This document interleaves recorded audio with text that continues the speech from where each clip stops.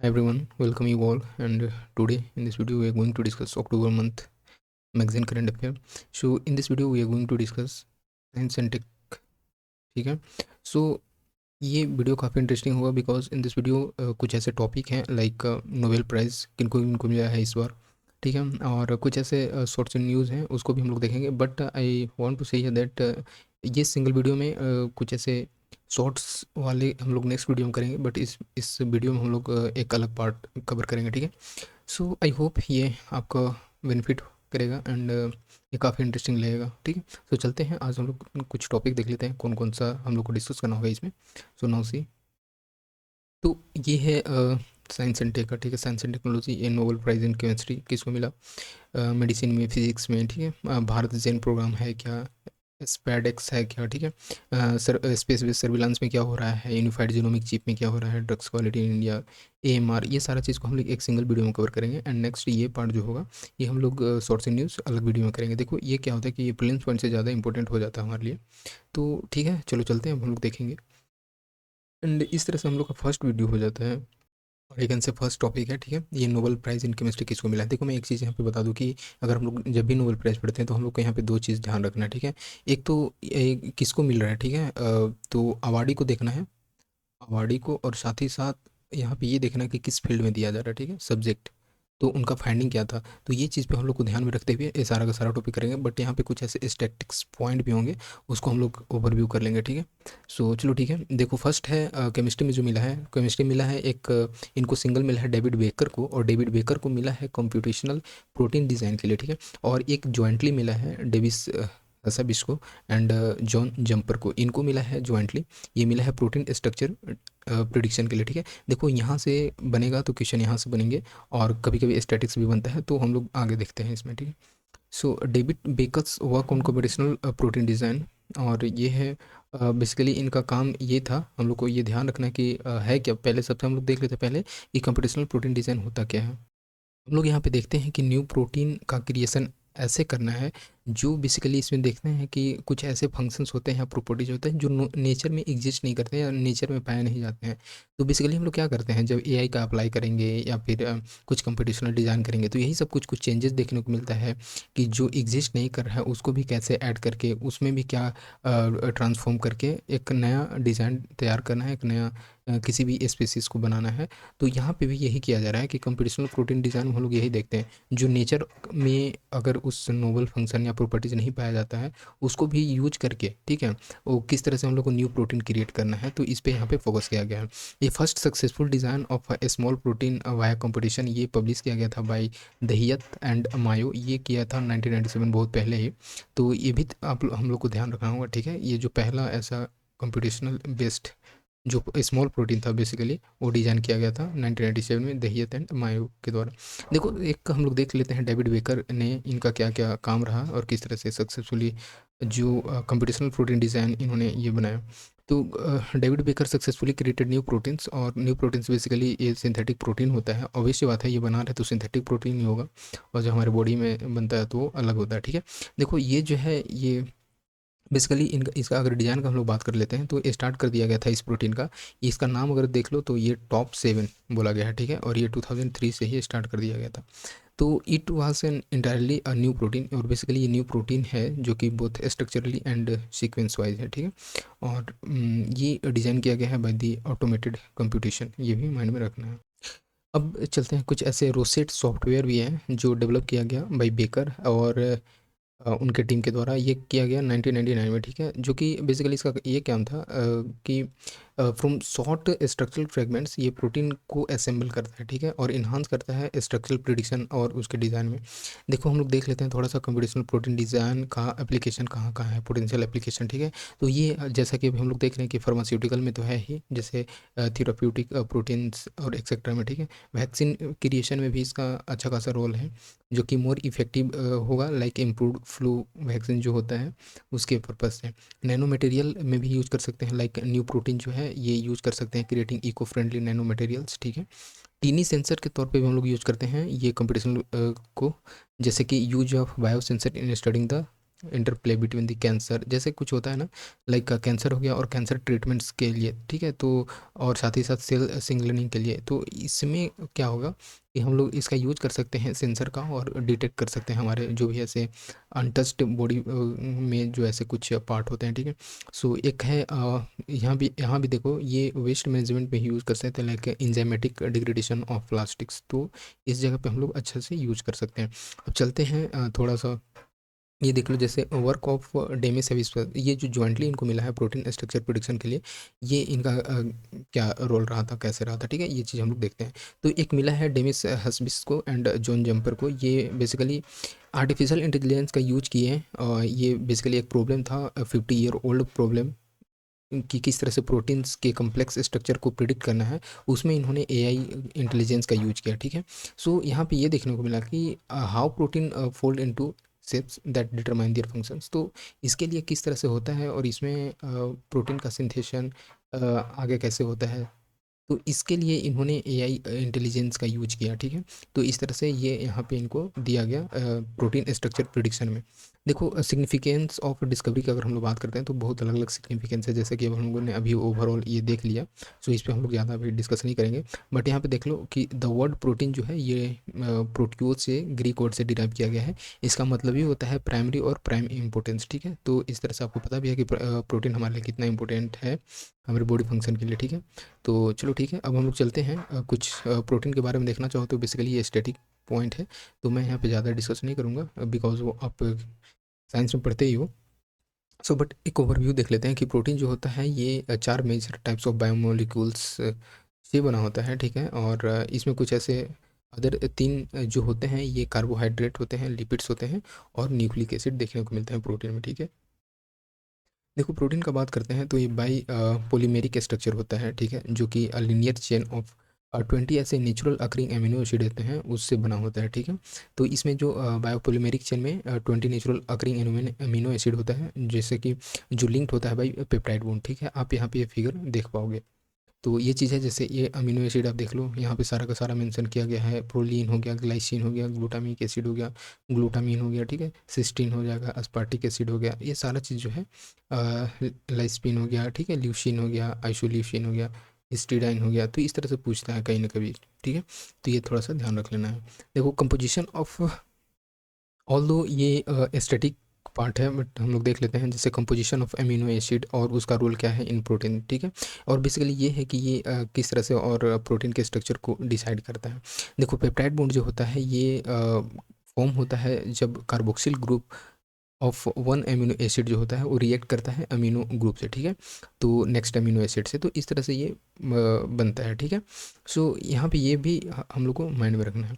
देखो जैसे level of protein organism के बारे में हम लोग भी एक बार देखेंगे, बट इससे पहले हम लोग थोड़ा सा देख लेते हैं जो हमारे लिए इंपॉर्टेंट है। प्रोटीन जो होता है one of the most abundant macromolecules है, ठीक है, जो हमारे प्रेजेंट होता है ऑल सेल, ठीक है। और ये बेसिकली सिंपलेस्ट, बेसिकली ये हमारे सेल में भी होता है, अगर सिंपल बैक्टीरिया का बात करते हैं तो उसमें भी होता है, ह्यूमन बीइंग में भी होता है, प्लांट में भी देखने को मिलता है।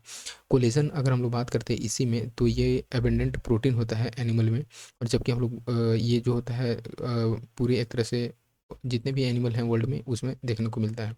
देखो ये राइबोलुस एंड उसी तरह से एक होता है रूबिस्को, ठीक है। ये रूबिस्को जो होता है प्रोटीन, ये आपको पूरे बायोस्फीयर में देखने को मिलता है एबंडेंट फॉर्म में, ठीक है।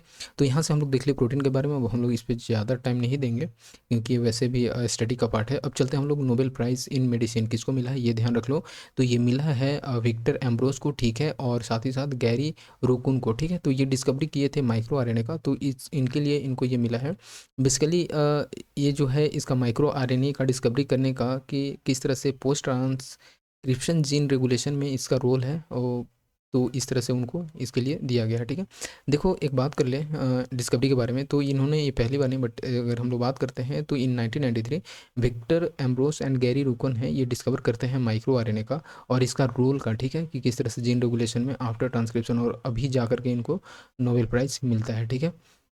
तो इतना ये चीज़ हम लोग को ध्यान में रखना है। देखो इन 1993 ये जो माना जाता था कि जो जीन रेगुलेशन है ये क्या है, ये लिमिटेड है, ठीक है। लिमिटेड इट मीन्स कि बेसिकली ये स्पेशलाइज प्रोटीन है जिसको कि हम लोग ट्रांसक्रिप्शन फैक्टर बोलते हैं। बट धीरे धीरे क्या हुआ कि जिसका एक तरह से और भी एक्सप्लोरेशन हुआ और भी डिस्कवरी फाइंडिंग होते गया, तो और भी बहुत कुछ देखने को मिला यहाँ पे, ठीक है। और यहाँ पे ये बताया गया कि जो जीन रेगुलेशन के बाद किस तरह से ये स्पेशलाइज प्रोटीन में ट्रांसक्रिप्ट हो जाता है, तो उसको एक तरह से बाइंड करता है स्पेसिफिक रीजन ऑफ डीएनए का, ठीक है। और हम लोग देखते हैं कि किस तरह से डीएनए आरएनए में जाता है, फिर उसके बाद हमारे आरएनए से हमारे सेल में जाता है, तो इस तरह से ये वर्क करता है, ठीक है। और डीएनए क्या होता है बेसिकली, जब ये एक तरह से डीएनए आपको पता है कि न्यूक्लिक एसिड होता है जो बेसिकली इंस्ट्रक्शन को कंटेन करके रखता है, और जो इंस्ट्रक्शन कंटेन रहता है वो प्रोटीन बनाने में हेल्प करता है, ठीक है। और अगर बात करते हैं कि डीएनए का, तो ये जो बेसिकली है ये प्रोटीन प्रोड्यूस नहीं करता है डायरेक्टली, ये भी ध्यान रखना है, ठीक है।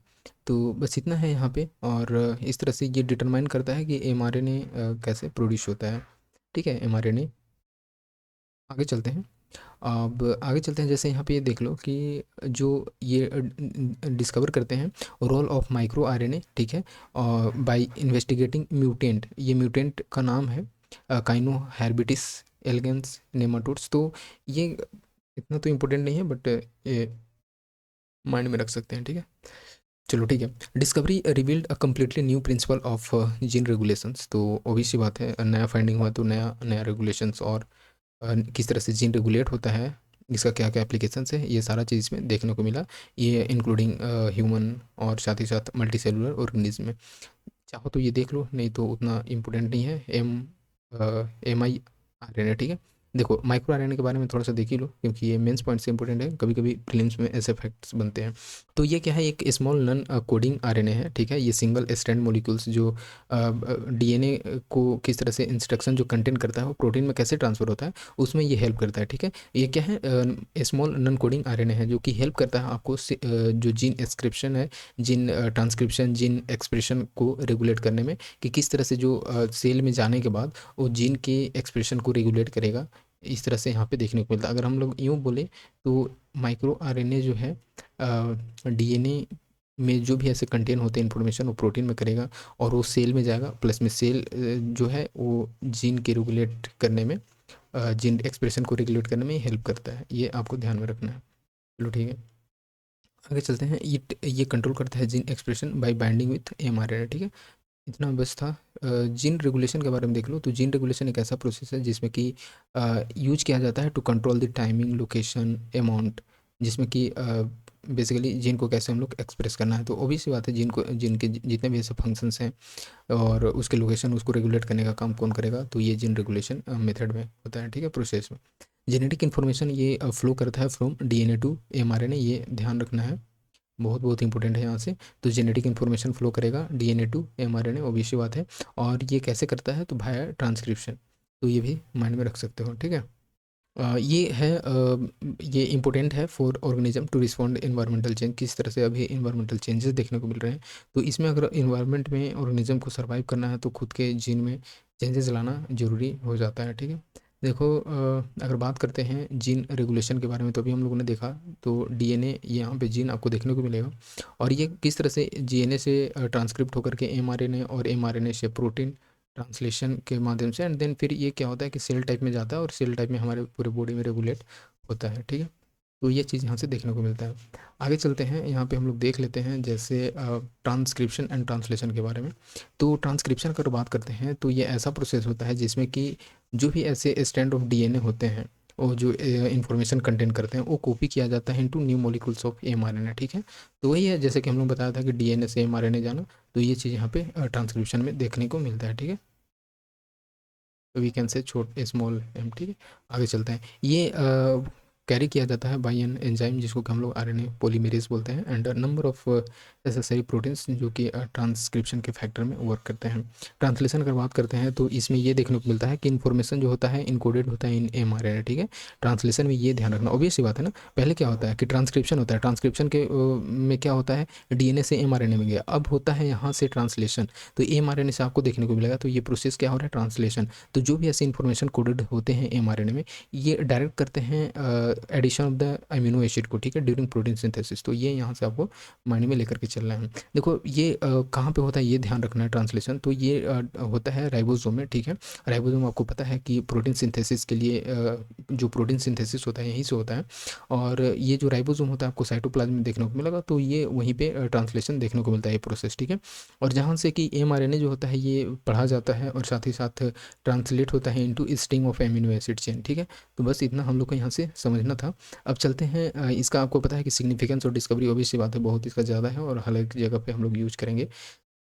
तो इसका एक बार देख लो, जैसे डिस्कवरी अगर जो माइक्रो आरएनए हुआ है ये हेल्प करेगा डिफरेंट एस्पेक्ट्स को अंडरस्टैंड करने में, लाइक जीन रेगुलेशन में किस तरह से वो रोल प्ले करेगा बाई डिफरेंट प्रोसेसेस। और जैसे कि अगर बात करते हैं सेलुलर डेवलपमेंट में, इम्यून रिस्पॉन्स में, ठीक है, ऑन्कोजेनेसिस में, ठीक है। तो ये सारा चीज़ जो है यहाँ पे हम लोग देखेंगे। जैसे आपको पता है कि ऑन्कोजेनेसिस में कैसे कैंसर में उसको एक रेगुलेट करना होगा इसमें, क्योंकि ऑब्वियस सी बात है ना कि जैसे एबनॉर्मल अगर रेगुलेशन हो रहा है माइक्रो आरएनए का, ठीक है, तो ये क्या करेगा कि कैंसर में चेंज हो जाएगा, ठीक है। तो आपको पता है कि किस तरह से ट्यूमर इसमें रिलीज हो जाते हैं, ज़्यादा बढ़ने लगते हैं सेल्स का। बेसिकली आई कैन से कि डेवलपमेंट ऑफ सेल जो होता है ये लार्ज अमाउंट में होता है कैंसर्स में, ठीक है। सो यहाँ पे म्यूटेशन में हो गया, म्यूटेशन इन जीन जो है ये बेसिकली ऐसा कंडीशन को कॉज करता है, लाइक कॉन्जेंशियल हियरिंग लॉस हो गया, आइज़ हो गया, स्केलेटल डिसऑर्डर हो गया, ये सारा चीज़ में देखने को मिलता है। डिजीज डायग्नोस्टिक में भी यूज करेंगे, ऑब्वियस सी बात है। जैसे बायोमेकर, देखो बायोमेकर हम लोग एक बात कर लेते हैं। बायोमेकर ये बायोलॉजिकल मॉलिक्यूल होता है जो कि हमारे ब्लड में देखने को मिलता है और साथ ही साथ अदर बॉडी फ्लूइड में, ठीक है, और टिश्यू एज टिश्यू और भी अलग अलग बॉडी पार्ट में। तो ये जो बेसिकली ये देखने को मिलता है ये साइन ऑफ नॉर्मल प्रोसेस होता है, ठीक है, और द कंडीशंस और डिजीज। तो ये सारा चीज़ यहाँ पे देखने को मिलता है कि किस तरह से एबनॉर्मल प्रोसेस हो रहा है हमारे शरीर में, या फिर कैसे डिजीज़ अगर होने का चांसेस है क्या, तो वो सारी चीज़ बायोमेकर्स में आ जाते हैं। तो डिजीज डायग्नोस्टिक में बिकॉज यहाँ पे ये हम लोग यूज करते हैं as biomarkers for human cancer diagnosis, prognosis, ठीक है, थेरेप्यूटिक टारगेट। देख लो अब एक आरएनए के बारे में थोड़ा सा देख लो। ये क्या है, न्यूक्लिक एसिड है, लाइक डीएनए, जो कि प्रेजेंट होता है in majority of living organism और वायरसेस में, ठीक है। सो ये बना होता है न्यूक्लियोटाइड का, जो कि राइबोसोम शुगर्स अटैच होता है टू नाइट्रोजनस बेस, ठीक है, और फॉस्फेट ग्रुप, ये भी आपको ध्यान में रखना है। नाइट्रोजनस जो होता है ये बेसिस, ये इसमें हम लोग को चार चीज़ें देखने को मिलते हैं, लाइक ये आपको ध्यान रखना है, यहाँ पे दे देगा डीएनए एंड आरएनए, ठीक है। तो ये जो है एडेनिन, गुआनिन, यूरासिल, साइटोसिन, ठीक है, तो ये आपको नाइट्रोजनस बेसिस ये आरएनए में देखने को मिलता है। अब चलते हैं आरएनए, ये मोस्टली एग्जिस्ट होता है इन सिंगल स्ट्रैंड फॉर्म, ठीक है, एक्टिवली इन्वॉल्व होता है in transcription and translation process. देखो मेजर टाइप ऑफ आरएनए जो है, एक होता है mRNA, एक होता है tRNA एंड rRNA, ठीक है। सो mRNA जो होता है ये डीएनए टेम्पलेट्स का बना होता है, जो कि बेसिकली इसका रोल होता है कि किस तरह से प्रोटीन इंफॉर्मेशन जो होता है from DNA in a cell उसको ले जाना, ठीक है। अभी से हम लोग जो देखे थे सिंपली वाला डीएनए से आरएनए में, जो डीएनए में इंफॉर्मेशन रहता है उसको आरएनए में कैसे ट्रांसक्रिप्शन के माध्यम से, आरएनए में ट्रांसक्रिप्शन के माध्यम से ले जाना, वो कहलाता है एमआरएनए प्रोसेस में। टीआरएनए नाम से पता चला ट्रांसफर आरएनए। तो ये सर्व करता है as a link between the mRNA molecules and the growing chain of amino acids, ठीक है, जो कि बना होता है प्रोटीन का। देखो आरआरएनए जो होता है ये हेल्प करता है to form structure of the ribosome, और साथ ही साथ ये बाइंड करता है mRNA and tRNA to ribosome, ठीक है। और ये डायरेक्ट करता है translation of mRNA into protein. तो भी ऐसी बात है जो भी हम लोग देखे थे, ट्रांसक्रिप्शन देन ट्रांसलेशन। तो ये जो ट्रांसलेशन में जो है आरआरएनए का इम्पोर्टेंट रोल हो जाता है। देखो मेजर टाइप ऑफ आरएनए आप यहाँ पे देख लो किस तरह से स्ट्रक्चर के अकॉर्डिंग, लाइक एमआरएनए हो गया, आरआरएनए हो गया, ठीक है। यहाँ पे ये प्रोटीन देख लो इसमें, ठीक है, राइबोसोम देख लो। तो ये ध्यान रखना है कि आरआरएनए में आपको दो चीज़ देखने को मिलेगा, एक तो प्रोटीन है ही, प्रोटीन स्ट्रक्चर यहाँ पे आप देख पा रहे होगे। वैसे सिंथेसिस तो आपको होता ही है, बट ये भी देखना है राइबोसोम में ही सिंथेसिस होता है, ये आपको ध्यान रखना होगी। इसी बात है ना, ये पूरा ओवरऑल राइबोसोम है जिसमें कि आपको प्रोटीन का सिंथेसिस देखने को मिलेगा, और यहाँ पे आरआरएनए है, ठीक है। देख लो ये अमीनो एसिड हो गया और आपको ये ट्रांसफर आरएनए में देखने को मिलेगा। तो इस तरह से हम लोगों ने कंप्लीट कर लिया दो टॉपिक। एंड नेक्स्ट चलते हैं नोबेल प्राइज़ इन फिजिक्स में, ठीक है। तो नोबेल प्राइज़ इन फिजिक्स किसको मिला है, क्यों मिला है, बस हम लोग को इतना ध्यान रखना है, ज़्यादा हम लोग इस पर डिस्कस नहीं करेंगे। देखो नोबेल प्राइज़ फिजिक्स 2024 में ये मिला है जॉन जे हॉफील्ड को एंड जियोफ्रे हिंटन को, ठीक है। और बेसिकली ये मिला है for the foundational discovery and intervention that enable the machine learning, ठीक है, with the artificial neural network. देखो इसमें ये देखने को मिला है कि अभी किस तरह से OTT का चल रहा है, AI का चल रहा है, मशीन लर्निंग का प्रोसेस चल रहा है। तो हम लोग जो यूज करते हैं या फिर आगे यूज कैसे करेंगे, इसका एक एडवांस यहाँ पे डिस्कवरी यहाँ पे देखने को मिला है कि ये मशीन लर्निंग को इनेबल करेगा with the artificial neural network. Artificial neural network में ये देखने को मिलेगा कि ये जो भी हम लोग इन्फॉर्मेशन कैरी रहेगा हमारे थ्रू, ये इन्फॉर्मेशन कैरी करके ये एज अ मेमोरी वर्क करेगा, ठीक है। और मैं एक लेमन टर्म में बताऊँ तो फिर उसके बाद क्या होता है कि उसी चीज़ को यूज करके, आर्टिफिशियल न्यूरल नेटवर्क को यूज करके वो हम लोग को रिस्पॉन्स करेगा, ठीक है। तो इसमें यहाँ पे देखने को मिलता है। देखो अब हम लोग देख लिए कि होपफील्ड एंड हिंडन को मिला है। सो चलो डिस्कवरी जो है ये देख लेते हैं थोड़ा इसमें और एलोबरेट फॉर्म में।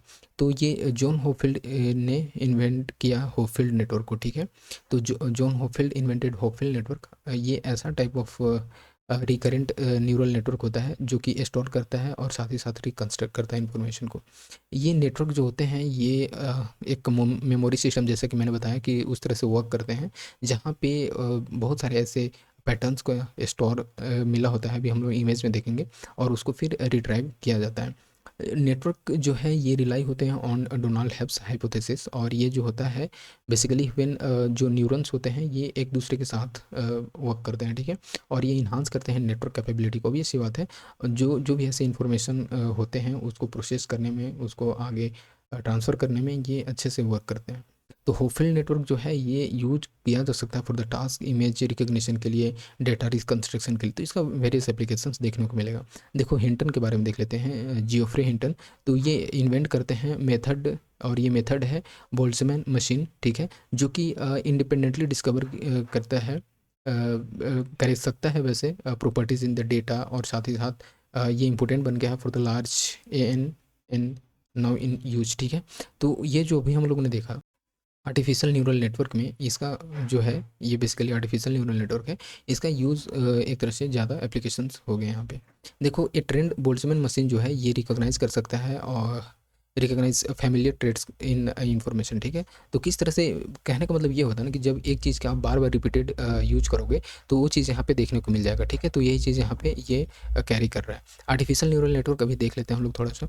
तो ये जो होता है मशीन लर्निंग प्रोग्राम होता है और मॉडल होता है जो कि डिसीजन को बनाता है in manner similar to human brain, ठीक है। ऑब्वियस सी बात है, जो हम लोग जिस तरह से किसी चीज़ को लर्न करते हैं, मेमोराइज करते हैं, उसी तरह से जो प्रोसेस बार बार होता है वो उसी बेस्ड पे ये वर्क करता है, ठीक है। और ठीक है, अब चलते हैं हम लोग बेसिकली वर्किंग कैसे है। तो जैसे आपको पता है कि ह्यूमन ब्रेन जो होता है, human brain is the inspiration behind the neural network architecture. वो ऐसी बात है, ऐसा मतलब बेसिकली यहाँ पे सोचा गया कि जिस तरह से ह्यूमन का ब्रेन वर्क करता है, क्या ऐसा इन फ्यूचर हो सकता है क्या, जो मशीन भी रिस्पॉन्स कर सकते हैं क्या। तो उसी को ध्यान में रखते हुए डिस्कवरी स्टार्ट हुआ, एंड बहुत सारे भी फाइंडिंग है और भी फाइंडिंग देखने को मिलेंगे। Human brain cells called neurons आपको पता है, और ये form a complex highly interconnected network. Obviously बात है, बहुत ज़्यादा हम लोग कम्प्लेक्स है, बहुत ज़्यादा एक एक तरह से बोल सकते हैं कि ब्यूटीफुली नेचर्ड है। सो ये सेंड करता है electrical signal to the other, ठीक है। और ये हेल्प करता है ह्यूमन प्रोसेस के जो भी ऐसे इन्फॉर्मेशन होते हैं तो उसको ह्यूमन को हेल्प करता है। सो चलते हैं ये देख लो, जो बेसिकली यहाँ पे अगर हम लोग बात करते हैं आर्टिफिशियल न्यूरल नेटवर्क का, तो ये बना होता है आर्टिफिशियल न्यूरॉन्स और नोड से, जो वर्क करता है प्रॉब्लम को सोल्व करने। देख लो आर्टिफिशियल न्यूरल नेटवर्क का देखना चाहो तो किस तरह से है, यहाँ पे अच्छा खासा डायग्राम में बताया गया है।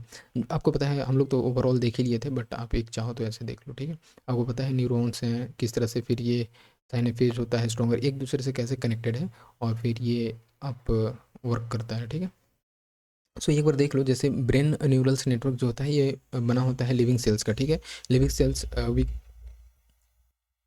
We can say neurons which advance internal machinery, ठीक है। और ये हेल्प करता है सिग्नल्स को सेंड करने में to each other through the synapses. तो ये जो है ना बेसिकली, तो ये जो ब्रेन है इसको साइनेपेज को करेगा, ये आपको एक यहाँ पे देखने को मिलेगा, और ये करेगा फिर नेक्स्ट न्यूरॉन्स को। तो इस तरह से जो होता है ट्रांसफ़र देखने को मिलता है। और जब जब अगर हम लोग बात करते हैं थिंग्स को याद करते हैं, लर्न करते हैं, जो कनेक्शन होता है सेम न्यूरॉन्स का, वो स्ट्रांग हो जाता है, ठीक है, और जो दूसरे होते हैं वीक हो जाते हैं। देखो बात यहाँ पे ये हो जाता है ना कि ऑब्वियस सी बात है, जैसे अगर हम लोग किसी भी चीज़ को याद करते हैं, ठीक है, तो एक ही बार में हम लोग याद नहीं कर पाते हैं। अगर हम लोग पढ़ते भी हैं तो उसको भूलोगे अभी, ठीक है, क्योंकि ऑब्वियस सी बात है ना, इसी ये मैकेनिज्म है इस तरह का। अगर यहाँ पे स्ट्रांग हुआ ना सिनीपेज के पास, तो यहाँ पे जो है ये वीक हो जाएगा। ऑब्वियसली वीक हो जाएगा तो जो सिग्नल ट्रांसफ़र होता है या फिर मेमोराइजेशन का प्रोसेस है वो थोड़ा सा कम पड़ेगा। तो इस तरह से वर्क करता है। तो हम लोग को भी ये इस चीज़ को ध्यान में रखना है कि इस तरह से ह्यूमन का प्रोसेस है, ह्यूमन का ब्रेन बनाया गया है कि आप बहुत सारी चीज़ को, इन्फॉर्मेशन को याद नहीं रख पाओगे, और अगर आपको लॉन्ग टर्म तक याद रखना है तो रिपीटेडली आपको उस चीज़ को रिवीजन करना पड़ेगा।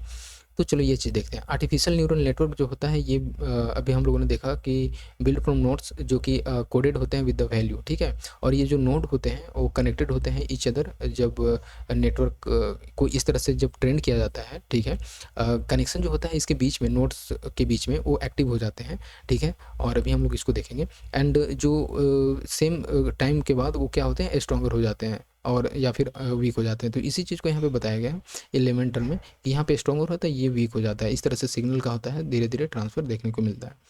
आगे चलते हैं अब हम लोग 1 सेकेंड, ठीक है। तो इसी में अगर हम लोग बात करते हैं आर्टिफिशियल न्यूरल नेटवर्क के प्रोसेस में, तो इनपुट लेयर देखने को मिलता है।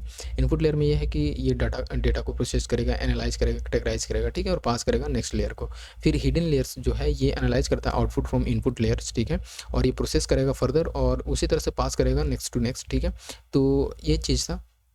देख लो आर्टिफिशियल न्यूरल नेटवर्क जो है ये large number of hidden layers होते हैं एक लेयर के बाद एक लेयर पे, ठीक है। सो बस इतना था। अब हम लोग देख लेते हैं कुछ ऐसे major type of artificial neural network है, लाइक डीप न्यूरल नेटवर्क। ये बेसिकली आप मेंस में चाहो तो कोड कर सकते हो, बट उतना इंपॉर्टेंट तो नहीं लग रहा। एंड कन्वोल्यूशन न्यूरल नेटवर्क हो गया, ठीक है। तो ये जो डीप न्यूरल नेटवर्क है ना, ये न्यूरल नेटवर्क होता है, इसका बहुत सारा लेयर्स देखने को मिलता है, ठीक है, और एक जो होता है प्रीवियस लेयर के साथ बहुत ही अच्छे से रिफाइंड वे में बाइंड होता है, ठीक है, जो कि प्रिडिक्शन और कैटेगराइजेशन में हेल्प करता है। सो ये देखो, अगर हम लोग CNS का बात करते हैं, कॉन्वोल्यूशनल न्यूरल नेटवर्क का, तो ये प्राइमरली कंप्यूटर विजन और इमेज क्लासिफिकेशन एप्लीकेशन को ये यूज करता है, ठीक है। ये और साथ ही साथ ये डिटेक्ट कर सकता है फीचर्स एंड पैटर्न्स को with in image and videos, जो कि इनेबल करेगा task like object detection, image recognition, pattern recognition, ये सारा चीज़ यहाँ पे देखने को मिलता है। रिकरेंट न्यूरल नेटवर्क भी इस टाइप में आता है, लाइक टिपिकली यूज करता है neural languages and speech recognition को। ये ध्यान रखना है, रिकरेंट न्यूरल नेटवर्क में आपको नेचुरल लैंग्वेजेस और स्पीच रिकॉग्निशन के एप्लीकेशंस को यहाँ पे देखने को मिलता है, और उसको फिर हम लोग सीक्वेंशियल और टाइम सीरीज डेटा में यहाँ पे यूज कर सकते हैं, ठीक है। अब चलते हैं जनरेटिव एडवर्सियल नेटवर्क के बारे में देख लेते हैं। तो जनरेटिव एडवर्सियल नेटवर्क जो है ये यूज करता है to create new data resembling, ठीक है, और साथ ही साथ to training the original training data, ठीक है। तो यही है इसमें, बाकी इसमें कुछ खास नहीं है। और ये इंक्लूड करता है image appearing to human faces, but ये क्या होते हैं, ये जनरेटेड होते हैं, ठीक है, जो रियल पर्सन से, ऑब्वियस बात है, नाम से ही पता चल रहा है, जो कि रियल पर्सन से नहीं लिए होते हैं। होप कि ये आपको पढ़े होंगे मशीन लर्निंग एंड ये। अब चलते हैं भारत जेन प्रोग्राम के बारे में। तो भारत जेन प्रोग्राम जो है ministry of science and technology ये लॉन्च करता है भारत जेन को, ठीक है। ये बेसिकली एक ऐसा इनिशिएटिव है जो कि आर्टिफिशियल इंटेलिजेंस के जनरेटिव में हेल्प करेगा, ठीक है। तो ये हम लोग देखेंगे आगे इसके बारे में थोड़ा सा। ये कुछ की फीचर्स हैं भारत जेन का। तो ये क्या है, ये मल्टीलिंगुअल एंड मल्टी मॉडल है, ठीक है, मॉडल से। और भारतीय डेटा जो होता है ये सेट बेस्ड ट्रेनिंग इसमें आपको देखने को मिलेगा। ओपन सोर्स प्लेटफॉर्म है ये भी, ठीक है। जनरेटिव AI रिसर्च इकोसिस्टम में हेल्प करेगा, ठीक है। तो इसके कुछ की फीचर्स देखने को मिले। अबाउट भारत जेन प्रोग्राम हम लोग देख लेते हैं। तो भारत जेन क्या है, अभी हम लोगों ने देखा कि multi modal large language model है, ठीक है, और ये ऐसा प्रोजेक्ट है जो कि फोकस करेगा on creating generative AI system को, ठीक है, जो कि जनरेट कर सकता है हाई क्वालिटी टेक्स्ट और मल्टी मॉडल कंटेंट को, लाइक ऑडियो हो गया, इमेजरी हो गया, ठीक है, इन वेरियस इंडियन लैंग्वेज। इस एम एंड पर्पस देख लो, तो बेसिकली पब्लिक सर्विस डिलीवरी को किस तरह से रिवोल्यूशनाइज करना है, और साथ ही साथ जो इंगेजमेंट है सिटीजन का, ठीक है, उसको भी बूस्ट करना है थ्रू AI। तो ये भी आपको ध्यान में रखना है। देखो पोजीशन अगर बात करते हैं, पोजीशंस इंडिया ये एज अ लीडर है और निकल करके आ रहा है, इमर्ज होकर के आ रहा है जनरेटिव AI के फील्ड में, जनरेटिव AI स्पेस में। बस इतना था, आगे हम लोग चलते हैं, इतना आप लोग को ध्यान रखना है। और इसका टाइमलाइन एक बात है तो ये 2 ईयर्स रखा गया है, ठीक है। भारत डेटा सागर, एक भारत डेटा सागर जो है ये कोर पार्ट है भारत जेन का। ये बेसिकली इसका एम है कि किस तरह से स्टेबलाइज करना vast repository of Indian centric data को, ठीक है, जो कि इंश्योर करेगा एआई मॉडल्स जो कि डीपली रूटेड है इन कंट्रीज यूनिक कंटेंट में। Strategic research pillars of Bharat Gen देख लो, जैसे डेटा मॉडल इनोवेशन में enhancing data efficiency and model performance, वैसे बातें सब गुडनेस यहाँ पे देखने को मिलेगा।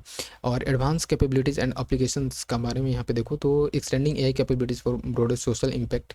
और एक है इंटरेक्टिवली एंड यूज़र एक्सपीरियंस, तो ये पर्सनली एआई इंटरेक्शंस जो है for enhance user engagement with the explainability and transparency. तो किस तरह से एक्सप्लेन्ड वे में, ट्रांसपेरेंसी के वे में किस तरह से इसको और अच्छे लेवल पे इन लोगों के इंगेजमेंट बनाना है और एआई इंटरेक्शंस के साथ, तो ये चीज़ यहाँ पे देखने को मिला है। इथिकल एआई एंड प्राइवेसी के बारे में देख लो तो अपहोल्डिंग इथिकल स्टैंडर्ड, ऑब्वियस सी बात है इसको, इसका मिसयूज भी अभी बहुत हाई लेवल पे होता है कभी कभी इस टेक्नोलॉजी का, तो उसको किस तरह से इथिकल वे में स्टैंडर्डाइज करना है। एंड यूज जो एआई का डेवलपमेंट है वो सेंट्रलाइज डिसेंट्रलाइज मॉडल ट्रेनिंग और बायस डिटेक्शन और मिटिगेशन के तौर पे हो, ठीक है। अभी से बात है, ज़्यादा सेंट्रलाइजेशन भी कभी कभी इशू कर देता है, तो ये चीज़ यहाँ पे देखने को मिला है। इंटीग्रेशन एंड फ्यूचर टेक्नोलॉजीज देख लें तो merging AI with the emerging technology like IoT हो गया, ठीक है, और ऑगमेंटेड रियलिटी, वर्चुअल रियलिटी, इसके साथ अगर हम लोग मर्ज करते हैं तो एक नया हम लोग को इनोवेशन देखने को मिलेगा, और जो जो भी ऐसे इनोवेशन सॉल्यूशन है उसमें हेल्प होगा। इवोल्यूशन एंड बेंचमार्किंग देखो तो ये बेसिकली क्या करता है, तो setup robust evolution framework to measures programme and guide features research direction, ठीक है। देखो कुछ ऐसे हैं, एक new initiatives like national mission on interdisciplinary cyber physical systems, ठीक है, NMICPS। तो ये एक सेकेंड, ये कम्प्रिहेंसिव मिशन है जो कि अप्रूव हुआ इन 2018 for a period of 5 year, तो अभी 2023 तक इसका टाइम लाइन था, तो अभी इस कारण से न्यूज़ में था।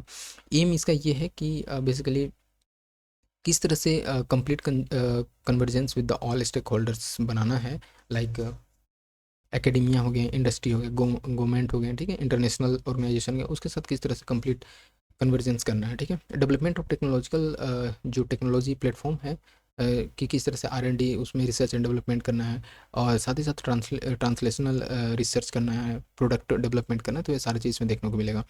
अ, देखो बात यहाँ पे ये है कि to promote translation research in CPS और एसोसिएटेड टेक्नोलॉजी, उसमें कैसे हेल्प किया जा सकता है इस मिशन का, उसका क्या कंट्रीब्यूशन हो सकता है, इसके लिए भी यहाँ पे ये बेटर रोल प्ले करेगा। सबसे बड़ी बात ये है कि इसका जो इम्प्लीमेंटिंग एजेंसी है ये हम लोग को ध्यान रखना है, department of science and tech है, ठीक है।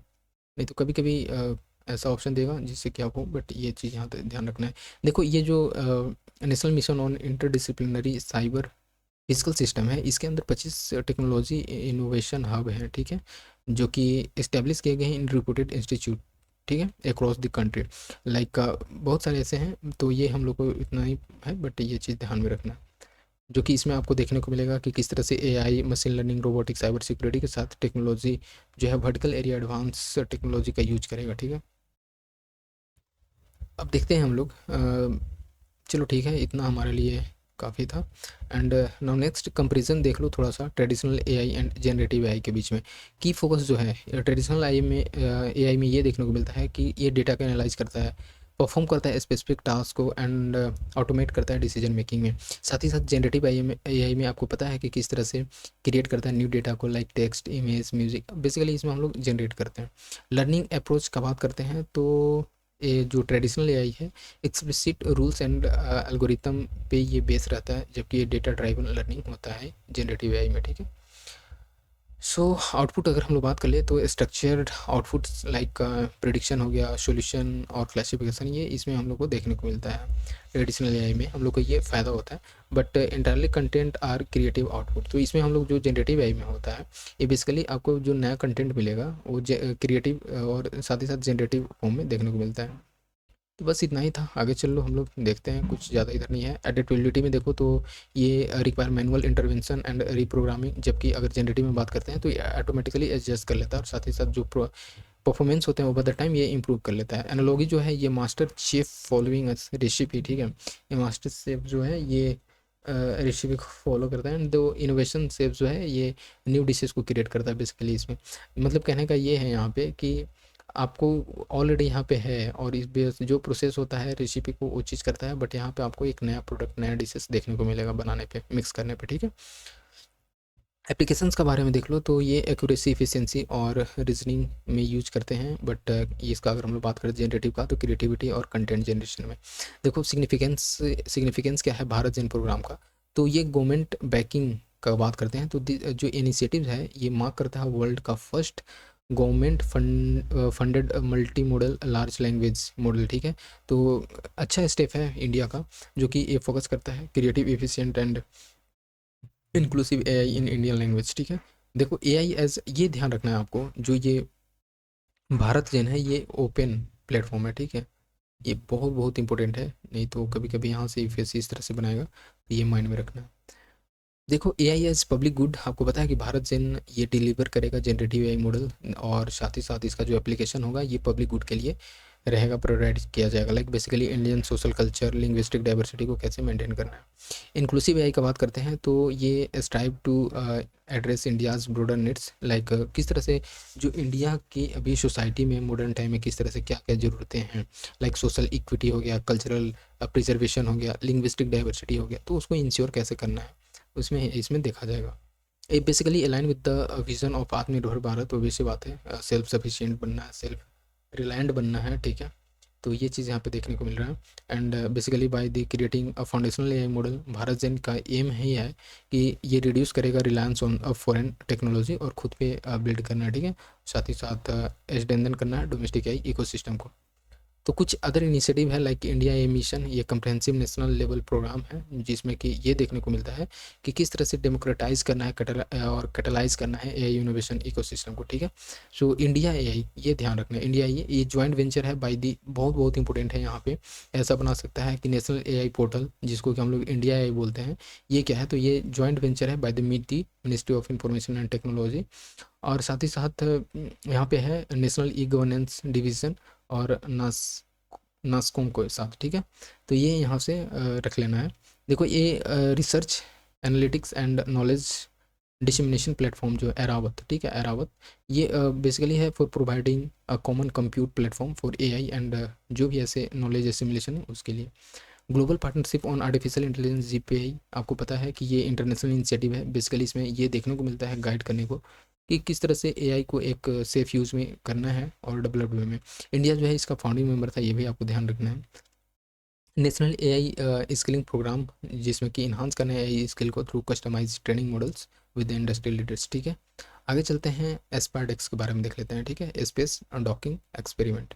तो स्पेस डॉकिंग एक्सपेरिमेंट में रिसेंटली अभी ये देखने को मिला कि हैदराबाद बेस्ड जो प्राइवेट फर्म है वो हैंड ओवर करते हैं ऐसे 400 kg क्लास सैटेलाइट को इसरो को देते हैं, ठीक है। ये ध्यान रखना है, हैदराबाद बेस्ड प्राइवेट फर्म ने इसमें पार्टिसिपेट किया है, जो कि ये पार्ट होगा स्पेस डॉकिंग एक्सपेरिमेंट का, ठीक है, जो कि बेसिकली प्लान किया गया है एट द एंड ऑफ 2024। तो ये बस ध्यान रख लेते हैं। अब हम लोग चलते हैं कुछ इसके बारे में देख लेते हैं, स्पेस डॉकिंग के बारे में। स्पेस डॉकिंग इन्वॉल्व करता है precise connection of two spacecraft, obvious बात है। और इसमें ये देखने को मिलता है कि जो मैंड और अनमैंड दोनों रहेंगे, जो अलाउ करेगा वैसे दो to operate this single unit for critical task. देखो इसमें ये देखने को मिलेगा ना, जैसे रिफ्यूलिंग हो गया, रिपेयर हो गया, क्रू एक्सचेंज हो गया, तो यहाँ पे आपको ऐसे दो स्पेस क्राफ्ट देखने को मिलेगा, ठीक है, ए एंड बी। तो अगर ऐसा कुछ ज़रूरत होता है बी का अगर रिफ्यूलिंग करने का, तो हो सकता है ये इसको हेल्प करे, ठीक है। और यहाँ पे ये मैंड हो सकते हैं, अनमैंड दोनों हो सकते हैं, ये भी आपको ध्यान रखना है। तो इसका अच्छा खासा एप्लीकेशन है, और ये क्या करेगा, ये अलाउ करेगा ऑपरेट करने के लिए as a single unit for critical task. तो ऐसा कुछ क्रिटिकल टास्क है उसको ऑपरेट करने के लिए। देखो ये इनेबल करता है the construction of cutting edge facilities को, like international space station in orbit जो, और साथ ही साथ एडवांस स्पेस एक्सप्लोरेशन, उसमें कुछ ऐसे स्पेस क्राफ्ट डॉक हैं with the international space station and other birth with the stations. तो जैसे इन डॉकिंग का बात करते हैं, इन डॉकिंग में जैसे the spacecraft can maneuver and attach to the station by itself. इसमें आपको क्या देखने को मिलेगा कि जो स्पेस क्राफ्ट हैं वो खुद से स्टेशन पास, स्टेशन जहाँ से हम लॉन्चिंग स्टेशन है वो आ जाएंगे, खुद से वो लॉन्च हो जाएंगे। तो इस तरह से यहाँ पे डॉकिंग है। और इन बर्थिंग का यहाँ पे ये है कि जो एस्ट्रोनॉट है ये यूज करते हैं स्टेशन रोबोटिक आर्म को to capture the spacecraft. ठीक है, आप जैसे देखोगे वीडियो में भी अच्छे से, अगर आप यूट्यूब पे सर्च करो तो इस तरह से इनका आर्म देखने को मिलता है, इस तरह से। ठीक है, इस तरह से जब इसको अगर कैप्चर करना है तो ये आकर के इसमें ऐसे ऐसे लग जाते हैं। ठीक है, तो यहाँ पे ये देखने को मिलता है इन बर्थिंग में, बट डॉकिंग में क्या होता है कि ऑटोमेटिकली ये मैनूवर करता है। ठीक है, सो बस यही है इसमें। बाकी हम लोग चलते हैं कुछ स्पेस डेक्स डॉकिंग एक्सपेरिमेंट के बारे में देख लो। तो इसरोज का जो स्पेस डेक्स है ये टेक्नोलॉजी डेमोन्स्ट्रेटिंग एक्सपेरिमेंट है, जिसका एम है बेसिकली कि किस तरह से ऑटोनोमस डॉकिंग में हम लोग को मास्टरी करना है। ठीक है, और साथ ही साथ क्रिटिकल कैपेबिलिटी जो कि सेलेक्ट करता है कुछ ऐसे फ्यू कंट्री में है, लाइक यूएस में देखने को मिलेगा, रशिया में, चाइना में। ठीक है, तो और इंडिया भी अब आ ही रहा है इमर्ज होकर के। चलो तो ठीक है, अब कुछ ऐसे 2 सैटेलाइट हैं, लाइक चेसर हो गया, टारगेट हो गया, ये लॉन्च किए जाएंगे स्लाइटली डिफरेंट ऑर्बिट से by a single PSLV class vehicle. ठीक है, बेसिकली इसका एम क्या है, to dock at an altitude of about 700 kilometre. ठीक है, तो 700 किलोमीटर पे इसको रखा जाएगा और ये ऑटोमेटिकली इन फ्यूचर कर सकता है। चलो ठीक है, अब सिग्निफिकेंस आपको पता ही है किस तरह से इंडिया में इसका ज़रूरत है, लाइक स्पेस एक्सप्लोरेशन में space desk focus on the scalable and cost effective docking technology पे। ठीक है, जो कि इंडिया में डेवलप किया गया है, इसेंशियल है basically for the Indian space exploration ambitions के लिए। देखो गगनयान जो है ये ह्यूमन स्पेस फ्लाइट और Chandrayaan 4 for lunar space return. देखो भारत अंतरिक्ष station for permanent infrastructure in outer space, आपको पता है। और बस यही था। नेक्स्ट हम लोग कुछ ऐसे चैलेंजेस तो देखने को मिलेंगे ही, लाइक कम्प्लेक्स डॉकिंग मैकेनिज्म है, इसमें R&D का भी ज़रूरत पड़ेगा। ठीक है, तो इस तरह से अच्छा कोऑर्डिनेशन नहीं है और कम्युनिकेशन, तो ये सारा इशू क्रिएट करता है। ऑटोमेटेड सिस्टम जो है ये ऑटोमेटेड सिस्टम में बेसिकली ऑटोनोमस कम्प्लेक्स मनूवर होते हैं जो कि रियल टाइम टेक्नोलॉजी में चैलेंजेस क्रिएट कर सकते हैं। तो इसके लिए ये आपको देखने को मिलेगा, जैसे उसका ट्रेजेक्ट्री हो गया, स्पीड हो गया, तो कुछ ऐसे डायनामिक फैक्टर देखने को मिलते हैं। सेंसर्स रिलायबिलिटी का बात करते हैं, तो ये सेंसर्स अगर जो हम लोग यूज करते हैं डॉकिंग के टाइम पे, तो वो जो है कभी कभी डिफ़िकल्टी फेस कर सकता है इन हार्श इन्वायरमेंट स्पेस। तो ये कुछ सारे चैलेंजेस हैं। अब चलते हैं हम लोग स्पेस बेस्ड सर्विलांस को देख लेते हैं। ठीक है, तो अभी रिसेंटली जो है कैबिनेट कमिटी ऑन सिक्योरिटी ये अप्रूव करते हैं third phase of the space based surveillance. ठीक है, प्रोजेक्ट को। ठीक है, और ये है basically for the land and maritime domain awareness के लिए, फॉर मिलिट्री एंड सिविलियंस के लिए, दोनों के लिए। ठीक है, तो ये ध्यान रखना है कि for the civilians and military applications के लिए यूज किया जाएगा। और SBS 3 प्रोजेक्ट, पहले भी SBS 1-2 आ चुका है, इसको भी हम लोग देखेंगे। तो SBS 3 जो है ये इंक्लूड करता है 52 सैटेलाइट को इन लो अर्थ ऑर्बिट एंड जो जियो स्टेशनरी ऑर्बिट होता है, दोनों में। ठीक है, और बेसिकली ये यूज़ किया गया फॉर द सर्विलांस। तो यहाँ पे 52 सैटेलाइट इसमें है, और new fleet of the satellites जो होगा ये डिफरेंट ऑर्बिट पे देखने को मिलेगा, और बेसिकली इसमें AI का यूज़ किया जा रहा है, जो कि interaction with the each other, जो भी ऐसे स्पेस टुगेदर जियो इंटेलिजेंस है वो हेल्प करेगा इसमें। ठीक है, एक दूसरे के साथ कोऑर्डिनेट करके। देखो जब सैटेलाइट इन जियो, अगर हम लोग बात करते हैं, आपको 36,000 किलोमीटर पे देखने को मिलेगा, ये डिटेक्ट कर सकता है something, so it can request closer look for a satellite in LEO. ठीक है, तो obvious सी बात है ना, अगर इतना 36,000 किलोमीटर पे रहने पे भी अगर वो डिटेक्ट कर सकता है, तो जो 400 से 600 किलोमीटर पे हो तो अच्छे से डिटेल इन्फॉर्मेशन दे सकता है, obvious सी बात है। तो ये चीज़ यहाँ पे देखने को मिलेगा। देखो इंडिया के कुछ ऐसे स्पेस वेस्ट जो है, इसमें हम लोग देख लेते हैं। तो ये अप्रूव किया गया है 2001 ये 13 में, एंड अभी आपको यहाँ पे रिसेंट देखने को मिलेगा। तो ये जो है SBS 1 ये focused on basic surveillance capabilities, और ये evolve launch of 4 surveillance, like satellite हो गया, कार्टोसैट हो गया 2A। ठीक है, कार्टोसैट 2 भी, ये सारी चीज़ में देखने को मिलेगा।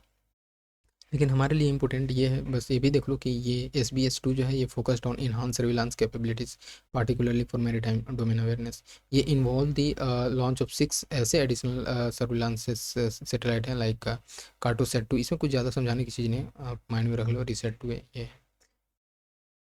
देखो इसमें 2 था, इसमें एडवांस होकर के 2A आया, तो इस तरह से यहाँ पे देखने को मिल रहा है। और SBS 3 जो है ये बेसिकली इस तरह से, जो अभी हम लोग देखे थे, low earth orbit and geostationary earth orbit को यूज करके एक दूसरे के साथ इन्फॉर्मेशन को ट्रांसफ़र कर सकते हैं, यहाँ पे ये देखने को मिलेगा।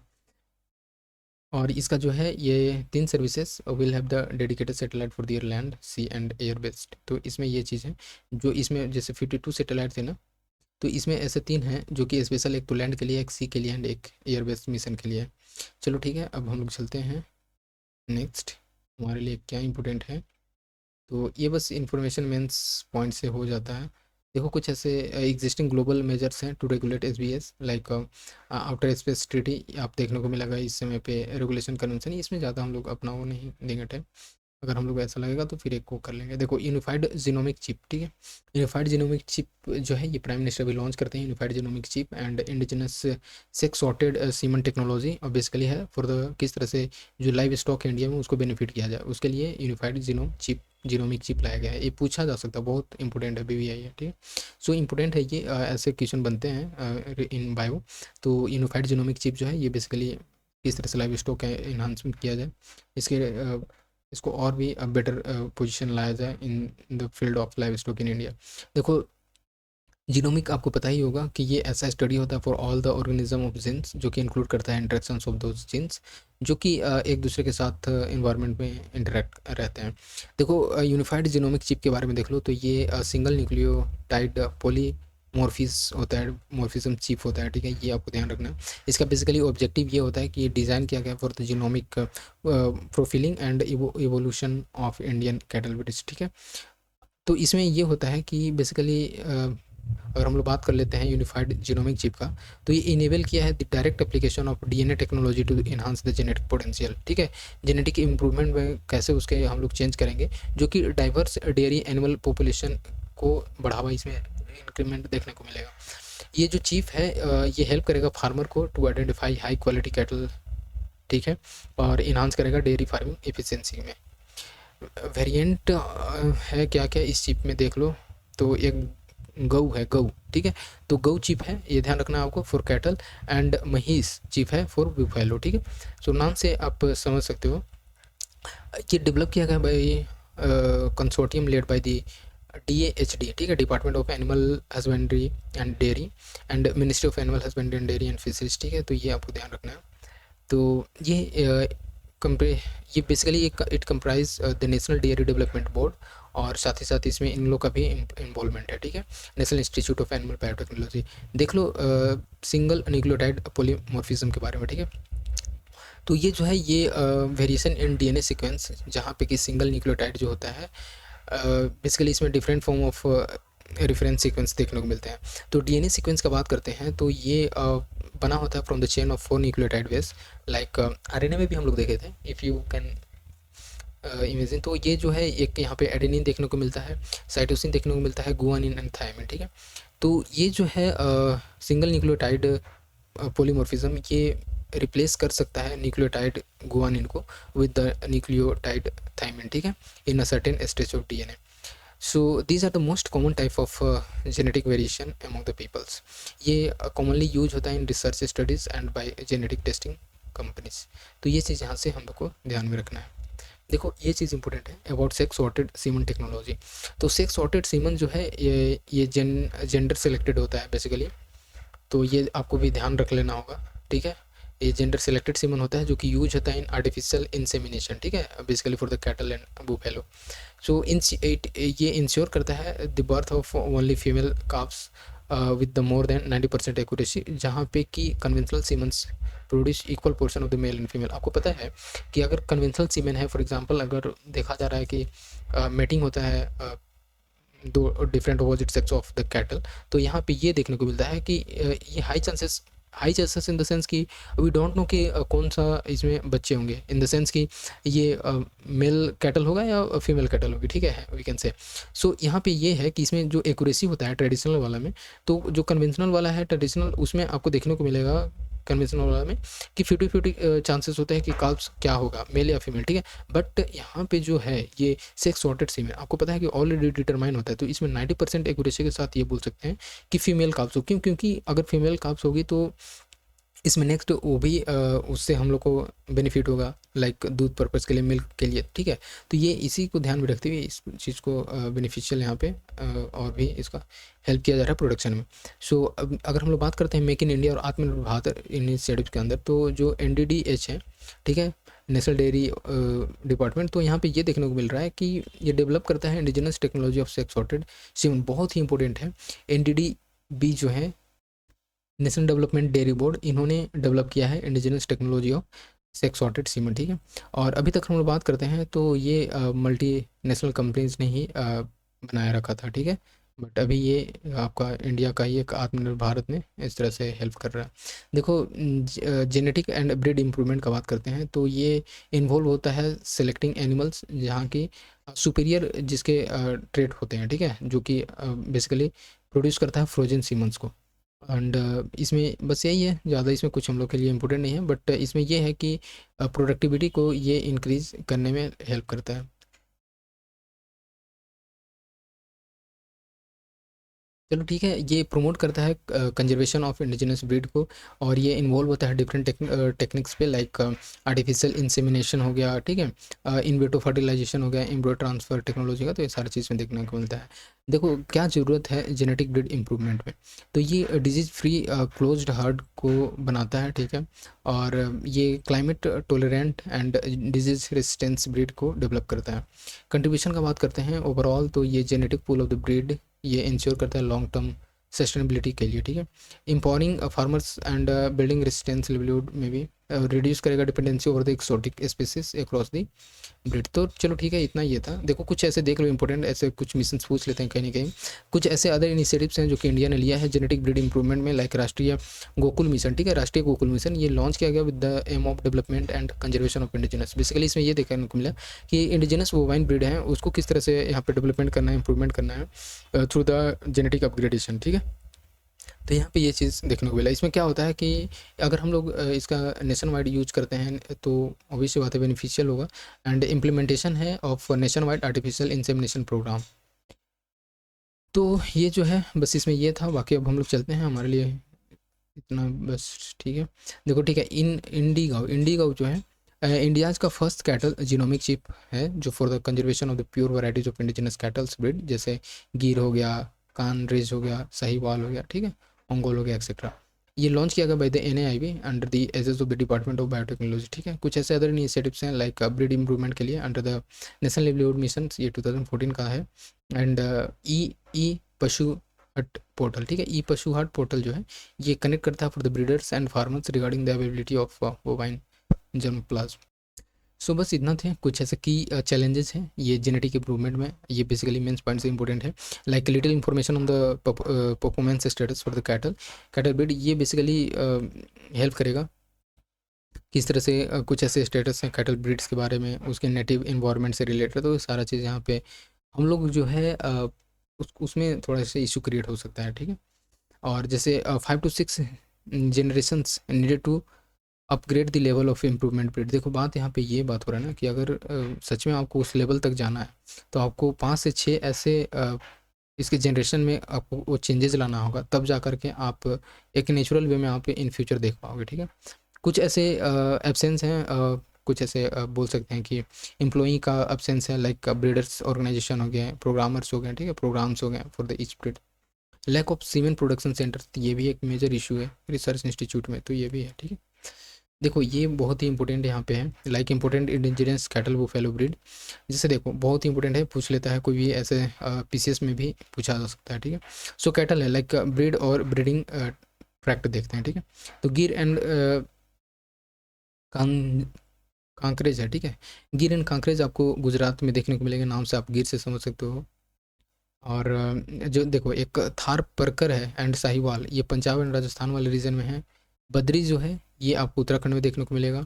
दियोनी, दांगी एंड खिलारी ये आपको महाराष्ट्र, ये बहुत इंपॉर्टेंट है, दियोनी ये पूछा हुआ भी है PCS एग्जाम में, तो ये महाराष्ट्र में है, ठीक है। और ओंगोल का बात करते हैं तो ये आंध्र प्रदेश में देखने को मिलेगा। बुफेलो के ब्रीड का बात करते हैं तो ये जो अगर बात करते हैं बन्नी बन्नी एंड जफराबादी, तो ये गुजरात में देखने को मिलेगा।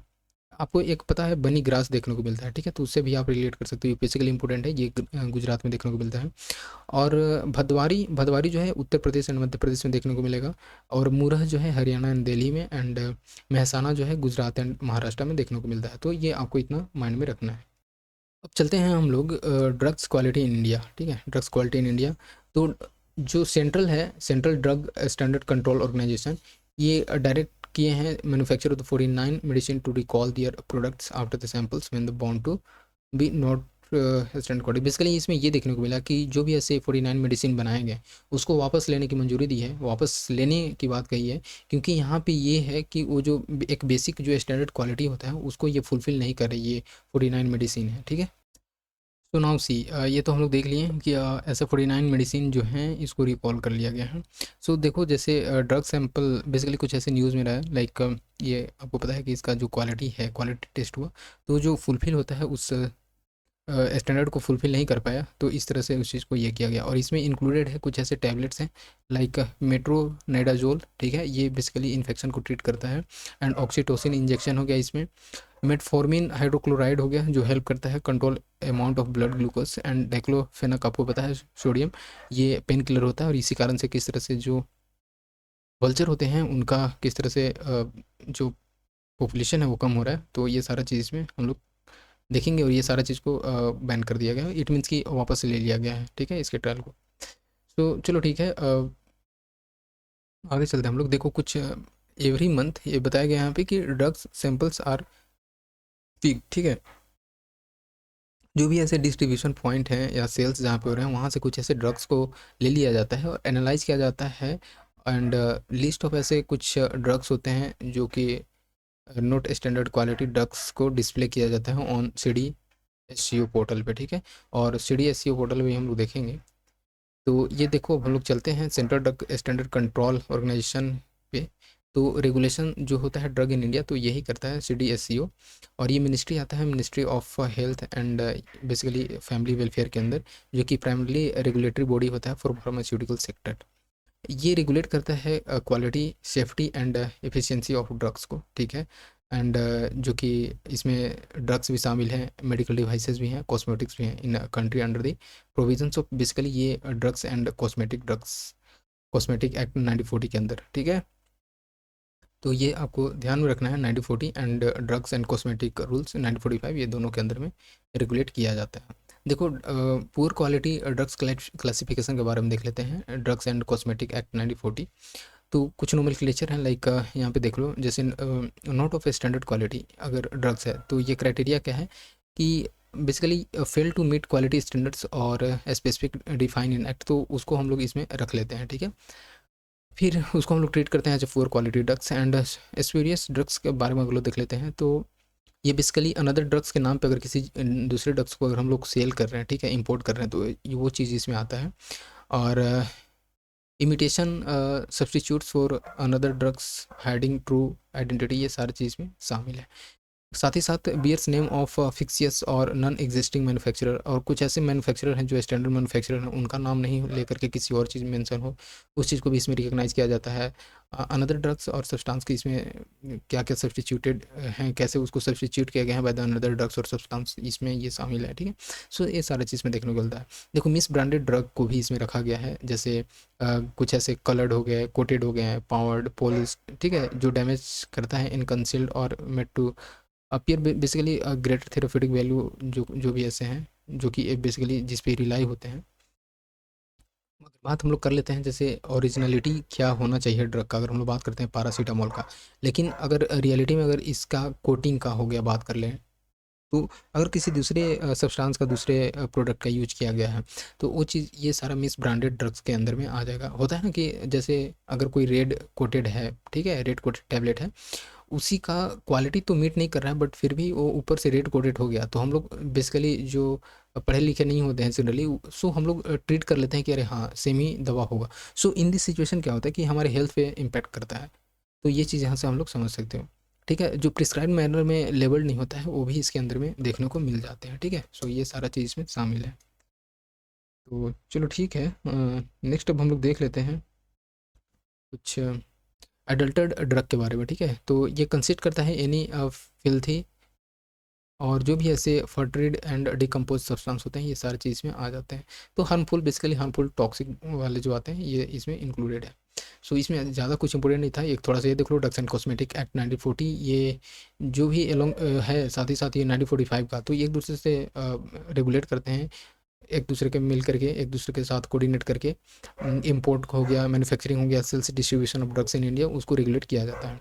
Regulatory control is exercise through basically system of licensing and inspection by the state licensing authority. तो इसमें स्टेट लाइसेंसिंग अथॉरिटी के थ्रू ये लाइसेंसिंग और इंस्पेक्शन किया जाता है। तो ये सारा चीज़ जो है ये इसको देखा जाता है। स्टेट ड्रग रेगुलेटरी अथॉरिटी जो है ये रिस्पॉन्सिबल रहता है for the licensing of manufacturing, licensing of manufacturing establishment और surveillance over sale of spurious drugs, ठीक है। इंस्टीट्यूशनल लीगल प्रोसिक्यूशंस, तो ये सारा चीज़ में शामिल है। स्टैट्यूटरी बॉडी जो हो जाएगा डीसी है 94, ये प्रोवाइड करता है कुछ ऐसे इस्टेब्लिशमेंट का, like drug technical advisory board हो गए, ड्रग कंसल्टेटिव कमेटी हो गए, सेंट्रल ड्रग लेबोरेटरी, तो ये सारा चीज़ में शामिल है। सो आई थिंक ये आपके लिए बेनिफिशियल होगा। एंड नेक्स्ट चलते हैं हम लोग लास्ट इस वीडियो का, एंटी माइक्रोबियल रेजिस्टेंस, ठीक है। आपको पता है बेसिकली अगर हम लोग एंटी माइक्रोबियल रेजिस्टेंस का बात करते हैं तो कुछ ऐसे आपको मेडिसिन देखने को मिलेंगे, ठीक है। अगर हम लोग इसका परमानेंटली यूज करते हैं या फिर हमारे बॉडी में अगर थोड़ा सा भी प्रॉब्लम होता है और अगर हम लोग उसको ट्रीट करने के लिए यूज कर लेते हैं तो इन सम पॉइंट ऑफ टाइम बहुत एक लॉन्ग टर्म में आपको ये देखने को मिलेगा कि जो हमारे बॉडी में जो माइक्रो ऑर्गेनिज्म होते हैं जो रियल हमारे लिए बेनिफिशियल होते हैं और रिस्पॉन्स करते हैं कुछ ऐसे होस्ट को, ठीक है। तो जो भी ऐसे जर्म्स वगैरह को रिस्पॉन्स करते हैं तो उसमें ये देखने को मिलेगा कि वो रेजिस्टेंस क्रिएट कर लेते हैं हमारे बॉडी में, ठीक है। और जो रेजिस्टेंस क्रिएट कर लेते हैं अगर रियल में अगर आपका अगर सीवियर कोई बीमारी हो जाता है इन द सेंस, तो किसी का इसमें ये प्रॉब्लम हो जाता है कि जो भी ऐसे ड्रग्स दिया जाता है, ठीक है, सप्लीमेंट के तौर पे, तो ड्रग्स का कोई भी इफेक्ट बॉडी पे नहीं होता है, फाइनली पर्सन का जो होता है वो डेथ हो जाता है। तो इस तरह से जो है ये माइक्रोबियल रेजिस्टेंस बना देते हैं। तो उसी को लेकर के अभी हम लोग देखेंगे कि एंटी माइक्रोबियल रेजिस्टेंस है क्या यहाँ पे। तो 79th United nation general assembly जो है UNGA, ये हाई लेवल मीटिंग करते हैं ऑन एंटी माइक्रोबियल रेजिस्टेंस, ठीक है। सो यहाँ पे ये देखने को मिला है कि सेकेंड, हाँ ओके। सो ये जो ग्लोबल लीडर जो हैं ये अप्रूव करते हैं पॉलिटिकल डिक्लेरेशन को एंटी माइक्रोबियल रेजिस्टेंस पे, ठीक है। सो जो डिक्लेरेशन है इस्टेब्लिश किया गया और साथ ही साथ ये जो इस्टेब्लिश डिक्लेरेशन है ये क्लियर एक्शन के साथ ये टारगेट एंड पे बात करता है, जो कि जो भी ऐसे आपको डेथ देखने को मिला है approx 4.95 millions annual human death का, उसको किस तरह से कम करना है बाय द 10%, ये 2030 टारगेट रखा गया है, ठीक है। सो डिक्लेरेशन जो है ये call for the sustainable nation funding और साथ ही साथ additional $100 million in catalytic funding, ठीक है। तो ये सारे चीज़ में है।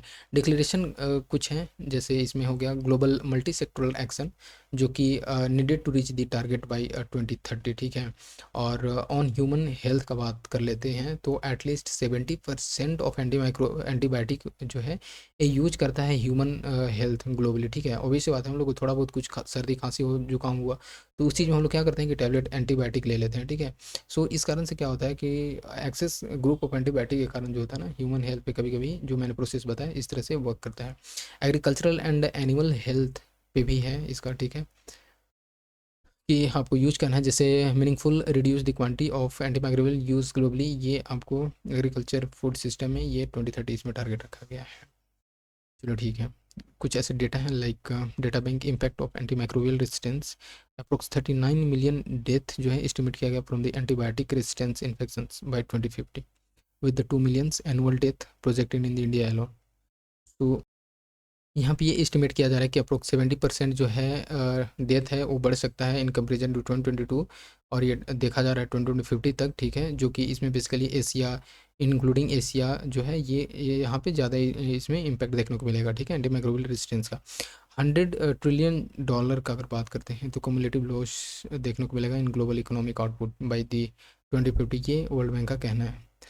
तो एंटीमाइक्रोबियल रेजिस्टेंस एक बार हम लोग देख लेते हैं। एंटीमाइक्रोबियल रेजिस्टेंस जो है ये ऐसा कंडीशन होता है जहाँ पे माइक्रो ऑर्गेनिज्म लाइक बैक्टीरिया हो गया, वायरसेस हो गया, फंगी हो गए, पैरासाइट हो गए, ये चेंज होते हैं इन वे जो कि इनको रेंडर करता है medication use to cure the infections, ठीक है, जो कि इनइफेक्टिव होता है। तो ऑब्वियस सी बात है ना, अभी हम लोग जैसे देखे थे कि किस तरह से हम लोग कुछ भी अगर हो गया तो इसमें क्या होता है कि जो भी ऐसे बैक्टीरिया वायरसेस होते हैं, फंगी होते हैं, पैरासाइट होते हैं, वो इसमें एक ऐसा रेजिस्टेंस क्रिएट कर देते हैं, ठीक है, जो कि हमारे लिए जो भी हम लोग ऐसे दवा यूज करते हैं इन्फेक्शंस के टाइम पे, ठीक है। और वो क्या होता है कि उस टाइम पे जो भी हम लोग का बॉडी में होता है उसका कोई भी इफेक्ट दवा का नहीं देखने को मिलता है। तो कुछ ऐसे मेजर फैक्टर होते हैं जो कि एंटी माइक्रोबियल रेजिस्टेंस को क्रिएट करता है, लाइक फार्मास्यूटिकल मैन्युफैक्चरिंग, ये भी एक रोल है। जैसे इंडस्ट्रियल वेस्ट जो होता है फ्रॉम जो एक्टिव फार्मास्यूटिकल इंग्रेडिएंट है, ठीक है, वो एंटीबायोटिक के लिए, तो वो भी एक तरह से इसमें है। लाइक एग्रीकल्चर हो गया, तो ओवर यूज अगर हम लोग करते हैं antibiotic for growth in sectors, जैसे लाइव स्टॉक हो गया, एक्वाकल्चर हो गया, तो भी हमारे बॉडी में एंटी माइक्रोबियल रेजिस्टेंस क्रिएट कर देता है। हेल्थ केयर फैसिलिटी जो हो गया, जैसे इम्प्रॉपर मैनेजमेंट हो गया, अनयूज मेडिकेशन का, पेशेंट एक्सक्रीशन का, ठीक है, और साथ ही साथ डिस्पोजल ऑफ एक्सपायर्ड ड्रग्स का, तो ये चीज़ यहाँ पे देखने को मिलता है। देखो वेस्ट मैनेजमेंट का बात करते हैं तो लैंडफिल, लिचेट जो हो गया, और साथ ही साथ अनट्रीटेड वेस्ट वाटर हो गया, सीवेज इफ्लुएंट हो गया, सारी चीज़ में देखने को मिलता है। तो देख लेते हैं कि क्यों जो एंटी माइक्रोबियल रेजिस्टेंस है ये ग्लोबल हेल्थ थ्रेट बन करके आ रहा है। इकोनॉमिक कॉस्ट का बात करते हैं तो अभी हम लोगों ने देखा था कि किस तरह से 1 trillion additional health care cost जो है बढ़ सकता है फॉर द AMR, ठीक है, ये 2050 तक। जो ड्रग रेजिस्टेंस है, जो ड्रग रेजिस्टेंस इन्फेक्शन है also impact the health of the animals and plants, जो कि रिड्यूस करेगा productivity in farms and threaten food security. तो ये सारा चीज़ यहाँ पे देखने को मिलेगा। और बस इतना ही था। अब हम लोग चलते हैं, कुछ ऐसा तो नहीं है, but I hope in next video में हम लोग लाएंगे कुछ, देखो इनिशिएटिव्स क्या क्या लिए गए हैं AMR को लेकर के ग्लोबल और इंडिया में, ठीक है। सो हम लोग सबसे पहले देख लेते हैं ग्लोबल में। तो global action plan on anti microbial resistance, ये कम्प्रिहेंसिव प्लान है जो कि डेवलप किया गया by the world health organisation, ठीक है, जो कि एंटी माइक्रोबियल रेजिस्टेंस को टैकल करना है। Global antimicrobial resistance surveillance systems, ये भी WHO ने किया है। One health global leaders group on antimicrobial resistance, ये ट्राइपेटेड कोलैबोरेशन है between the WHO, food and agriculture organisation, and साथ ही साथ जो OEA है, ठीक है, world organisation for animal health, ये सारा चीज़ का है, इनके बीच में कोलैबोरेशन है। React action on anti microbial resistance, ये इंडिपेंडेंट नेटवर्क जो है ये सपोर्ट किया गया बाय द WHO। इंडिया में अगर बात करते हैं तो national programme on anti microbial containment पे है, जो कि लॉन्च किया गया बाई 12 5 ईयर प्लान में 2015 से 17 के बीच में। इसमें बेसिकली ये ध्यान रखा गया कि किस तरह से एंटी माइक्रोबियल यूजेस का जो है सर्विलांस करना है हेल्थ केयर सिस्टम में। देखो ये नेशनल एक्शन प्लान ऑन जो एंटी माइक्रोबियल रेजिस्टेंस है ये 2017, ये फोकस करता है वन हेल्थ अप्रोच पे। नेशनल AMR, ये बेसिकली ना आप मेंस में यूज़ कर सकते हो। National AMR surveillance network for state medical college lab, ये to generate the quality data on AMR for priority bacterial pathogens, ठीक है। सो रियल टाइम कैंपेन, ये सारा चीज़ में है। देखो कुछ ऐसे वे फॉरवर्ड हैं, like implementation of the WHO guidance on waste water and solid waste, जो भी ऐसे WHO गाइडेंस हैं, ठीक है, तो आपको यहाँ पे भी अप्लाई करना होगा। नहीं तो ये नहीं कि जैसे जनरली क्या होता है, कोई इंडस्ट्री सेटअप है, उसका एफ्लुएंट आया और उसको सीधे सीधे कोई वाटर बॉडी में उसको रिलीज़ कर देते हैं, तो ये चीज़ कहीं ना कहीं हमारे हेल्थ पे, एनिमल के हेल्थ पे और एंटी माइक्रोबियल रेजिस्टेंस को क्रिएट करने में रिस्पॉन्सिबल हो जाता है। देखो वन हेल्थ अप्रोच हो गया, ठीक है, और स्टैंडिंग रेगुलेशन हो गया, एग्रीकल्चर ऑपरेशन हो गया, ये सारा चीज़ हम लोग यूज़ करें। जैसे अगर हम लोग बात करते हैं स्टैंडिंग रेगुलेशंस में, जैसे कि जो एनवायरमेंटल प्रोटेक्शन अमेंडमेंट रूल 2019 जो है, ये impose stringent limit on the reduce of 121 antibiotics in treated effluents. तो जो भी ऐसे, जैसे कि अगर हम लोग बात करते हैं ड्रग प्रोडक्शन में यूनिट्स में जो हम लोग यूज करते हैं एंटीबायोटिक का, तो उसमें कैसे उसको ट्रीट करना है 121 एंटीबायोटिक को, उसमें ये ध्यान रखा गया है इसमें, ठीक है, तो ये चीज़ आप रख सकते हो।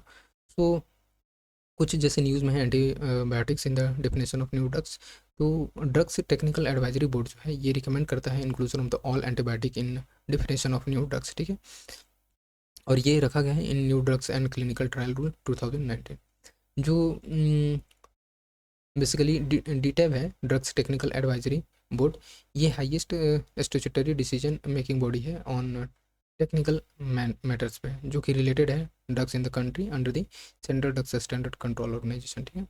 और ये जो रूल 122E है, ड्रग्स एंड कॉस्मेटिक रूल 1945 का, ये बेसिकली नए ड्रग को डिफाइन किया गया है एज वन ऑफ, और वो ऐसे है that has not yet been use in the country, ठीक है। तो ये सारा चीज़ जो है एडिशनली जो है it has not been recognise as a safe and effective, basically इस कारण से इसको बाहर ही रखा गया, ठीक है। और DTAB रिकमेंडेशन जो है ये किस तरह से AMR को जो कॉज करता है, या एंटीबायोटिक के मिसयूज से जो कॉज होता है उसको कैसे टैकल करना है, ये चीज़ रखा गया। देखो नेक्स्ट वीडियो हम लोग लाएंगे न्यूज़ इन शॉर्ट्स, ठीक है, एंड आई होप कि आपको बेनिफिट होगा।